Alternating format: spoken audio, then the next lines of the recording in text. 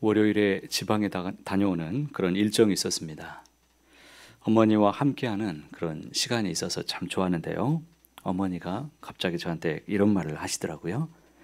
내가 너한테 물려준 것이 없어서 미안하다. 그런데 천만금보다 비싼 목청을 내가 너한테 물려주었시야. 어머니의 이 말 한마디는 저에게 큰 영향을 줍니다. 보니까 목청, 그렇지. 어머니 너무 감사합니다. 여전히 어머니는 아들에게 이 삶의 지혜를 주시는 분이십니다. 그리고 저에게 살아갈 용기를 주고 계시고, 살아도 천국, 죽어도 천국, 그렇게 말씀하시는 어머니, 이제는 천국에 대해서 삶을 이야기를 나누는 그런 분이 되었습니다. 그냥 그 자리에 계시는 존재 자체만으로 저에게는 위로가 되고 큰 힘이 되고 있습니다. 잠언 30장은 아굴의 잠언이죠. 잠언은 부모의 마음으로 자녀에게 부지런히 가르치는 삶의 지혜가 가득합니다. 이제까지 잠언은 이 솔로몬을 통해서 아비의 훈계로 지혜자의 이 입장에서 가르쳤다면, 오늘은 사뭇 다른 분위기를 느낄 수 있습니다. 아굴은 낮은 자의 입장에서 시작하고 자신의 어리석음을 인정하면서 시작합니다. 2절에 보시면 나는 다른 사람에 비하면 짐승이라 내게는 사람의 총명이 있지 아니하니. 아굴은 다른 사람과 비교했을 때 자신은 무지하고 무능력하며 총명이 없는 자라고 그렇게 고백하죠. 그런데 사실 이러한 아굴의 고백은 자기 비하의 발언이 아니라 누구와 비교했을 때 못났다라는 것도 아닙니다. 능력이 무한하시며 지혜가 충만하신 하나님 앞에 설 때 나는 아무것도 모른다고 그렇게 고백한 것입니다. 3절도 마찬가지의 고백이죠. 나는 지혜를 배우지 못하였고 또 거룩하신 자를 아는 지식이 없다. 살아오면서 하나님을 배우지 못했다거나 그에 대한 지식이 없다는 그런 말이 아닙니다. 하나님은 모든 것을 초월하시는 분이시기 때문에 자신의 짧은 지식과 지혜로 그분을 다 담아낼 수가 없다, 이렇게 고백한 것입니다. 이러한 고백은 전능자 하나님 앞에서 그 앞에 설 때만이 할 수 있는 진실한 고백입니다.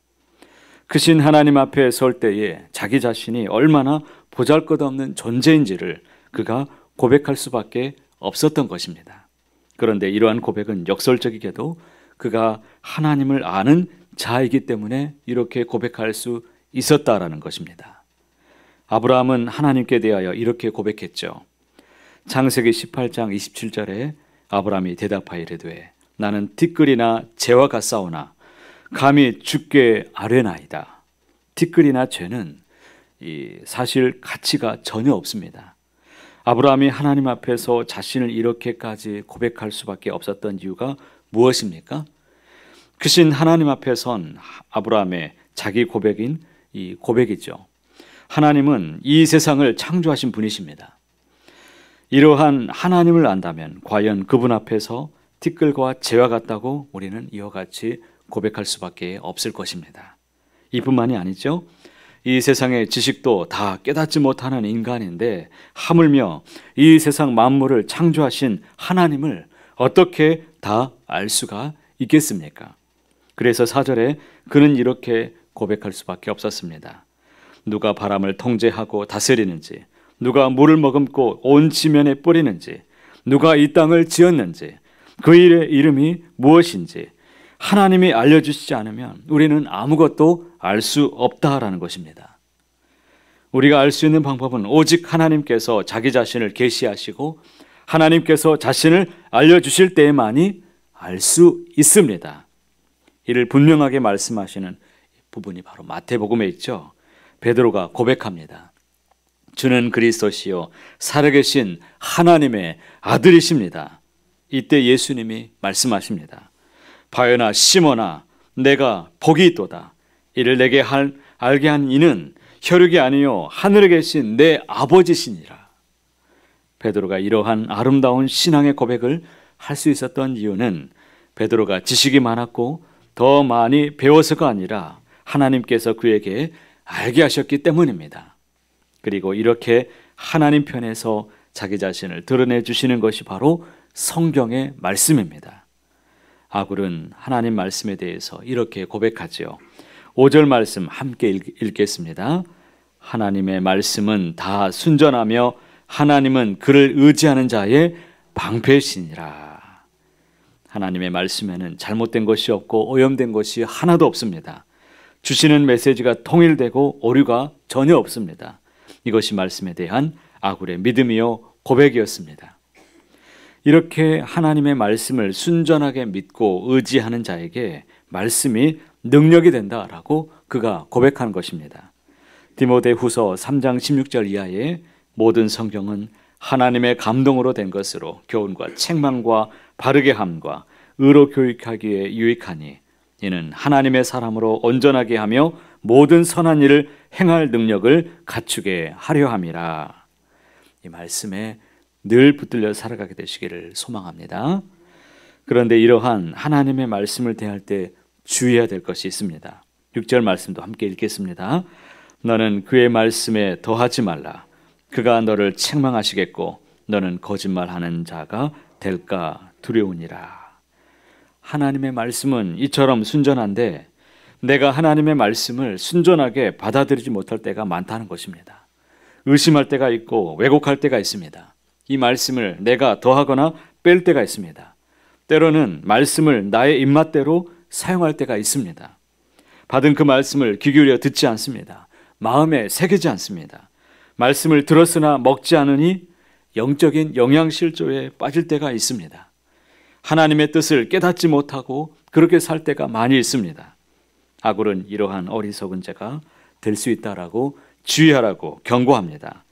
만약 하나님께서 우리에게 말씀을 주지 않으셨다면 우리는 이 우주의 신비 가운데 저절로 또는 우연히 존재했을 것이라고 그렇게 생각했을 것입니다.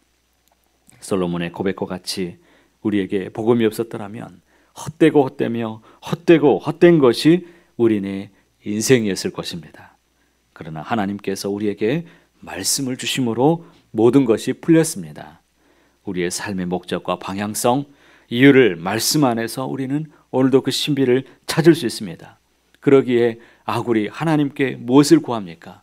헛된 세상을 구하는 것이 아니라 그는 이렇게 구하죠. 나를 가난하게도 마옵시고 부하게도 마옵소서.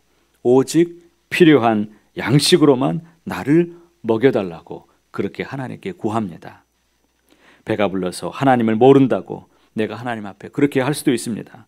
내가 혹 가난하여서 도둑질하고 하나님의 이름을 역되게 하는 자가 될까 두렵사오니 나로 오직 필요한 양식으로 나를 먹여달라고 고백합니다.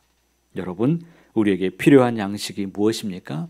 그것은 바로 하나님의 영의 양식, 말씀입니다. 오늘도 말씀을 부지런히 붙들고 살아가시길 바랍니다. 이 말씀을 통해서 삶의 지혜와 용기, 능력과 힘을, 무한한 은혜와 평안을, 무엇보다도 하나님의 창조주 되신 하나님을 만나게 되고 십자가에 되신 그 사랑을 우리가 알게 되실 것입니다. 오늘도 말씀으로 하나님 앞에 가까이 나아가셔서 감사하시고 일용할 양식을 구하고 그 말씀으로 힘을 얻어서 받아 먹으시고 힘을 내어 살아가는 저와 여러분 모두의 삶이 다 되시기를 간절히 소원합니다.